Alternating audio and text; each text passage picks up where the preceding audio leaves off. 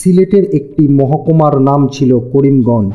করিমগঞ্জের আয়তন 1809 বর্গ কিলোমিটার, যা গাজীপুর জেলার থেকেও অনেক বড়। কিন্তু করিমগঞ্জ এখন আর সিলেটের সঙ্গে নেই। 1947 সালে দেশ ভাগের সময় সিলেটকে নিয়ে গণভোটের আয়োজন করা হয়। ভারত না পাকিস্তান, সিলেট যাবে কার সঙ্গে? সিলেটের সুনামগঞ্জ, করিমগঞ্জ, মৌলভীবাজার এবং হবিগঞ্জ মিলে অনুষ্ঠিত এই নির্বাচনে প্রায় 77% মানুষ অংশগ্রহণ করে। 56.56 ভোট পেয়ে কোরাল মার্কা বিজয় অর্জন করে। তারা পাকিস্তানের সঙ্গে যাবে, অর্থাৎ বর্তমান বাংলাদেশের সঙ্গে। আর এই প্রতিক্রিয়ায় করিমগঞ্জ মহকুমার বাংলাদেশের অন্তর্ভুক্ত হওয়ার কথা ছিল। কিন্তু এমন কি হলো? এই অঞ্চলটি গণভোটে জয়ী হয়েও কিভাবে ভারতের অন্তর্ভুক্ত হলো তা জানাবো আজকের এই ভিডিওতে। ভিডিওটি শুরু করার আগে সবার কাছে অনুরোধ থাকবে, চ্যানেলে নতুন হলে চ্যানেলটা সাবস্ক্রাইব করুন। 47-এর দেশভাগ উপমহাদেশের এক ঐতিহাসিক বিতর্কিত বিষয়।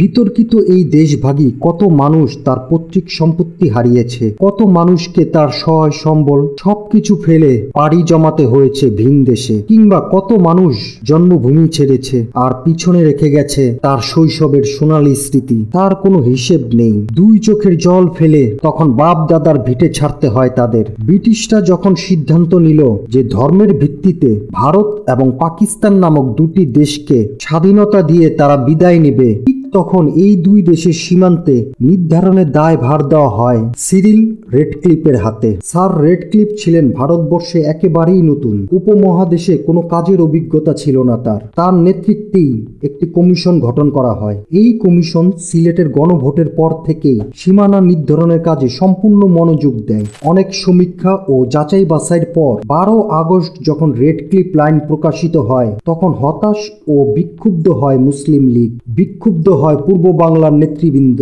কারণ রেডক্লিফ লাইনে করিমগঞ্জ সহ সিলেটের 3.5 থানাকে ভারতের সাথে অন্তর্ভুক্ত করা হয়। গণভোটে নিরঙ্কুশ সংখ্যাগরিষ্ঠতা অর্জন করার পরও করিমগঞ্জ কেন ভারতের অন্তর্ভুক্ত হলো তা আজও বিতর্কের বিষয়। আর এটা ঘটেছিল রেডক্লিফের কারসাজিতে। ভারতের নেতৃবৃন্দের সাথে ষড়যন্ত্রে এই কারসাজি করেন রেডক্লিফ, এমন ধারণাও প্রচলিত রয়েছে। জকিগঞ্জের পাশ দিয়ে বয়ে গেছে স্রোতস্বলিত কুশিয়ারা, এপার জকিগঞ্জ ওপার করিমগঞ্জ। রেডক্লিফের বদলতে দুই দেশের সীমানা হচ্ছে নদীর মতো স্রোত। তীব্র স্রোতে নদী ভাঙছে, এপার ভাঙছে আর ওই পার অর্থাৎ বাংলাদেশ হারাচ্ছে ভূমি, লাভবান হচ্ছে ভারত। নদী গ্রাস করেছে বাংলাদেশের ভূমি, সেই ভূমি জেগে উঠেছে ভারতে। সীমানা যেহেতু নদীর মধ্যস্রোত, তাই সব লাভ ভারতের। এরপর মুসলিম লীগের নেতারা অনেক দৌড়ঝাঁপ করেও কোনো ফায়দা হলো না। বিতর্কিত রেডক্লিফ লাইন অনুযায়ী 14 আগস্ট পাকিস্তান এবং 15 আগস্ট ভারত নামে দুটি দেশ স্বাধীনতা লাভ করলো। সেই সময় করিমগঞ্জ মহকুমার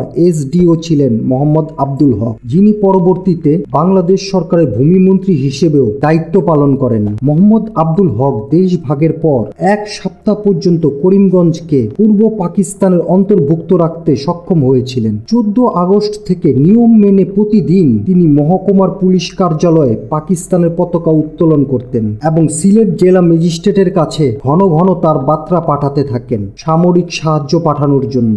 এ হক বলেন, আমি প্রতিদিন অপেক্ষায় থাকি, এই বুঝি ফোর্স এলো না আর আসে না। এভাবে একদিন দুদিন করে 7 দিন কেটে গেল। একদিন ভারতীয় বাহিনী চলে এলো করিমগঞ্জ শহরে। তখন এ হক নিরুপায়, আর কি বা করার থাকে। মহকুমার পুলিশ কার্যালয় থেকে পাকিস্তানের পতাকাটা নামিয়ে গুটিয়ে নিয়েছিলেন তিনি। তারপর চলে এলেন এপার অর্থাৎ পূর্ব পাকিস্তান। আর এইভাবে অবসান ঘটল এই অধ্যায়ের। তবে করিমগঞ্জ হারালেও দেশপ্রেমিক জনাব এ হক একটি বিজয় এনে দিয়েছিলেন বাংলাদেশকে। তিনি এরশাদ সরকারের আমলে ভূমিমন্ত্রী থাকাকালীন জকিগঞ্জ সীমান্তে কুশিয়ারা নদীর মালিকানা নিয়ে ভারতের বিরুদ্ধে আন্তর্জাতিক আদালতে মামলা করেন এবং অনেক কাঠখড় পুড়িয়ে সফল হন। তার এই বিশাল অবদানের জন্য কুশিয়ারা নদী আজ বাংলাদেশের।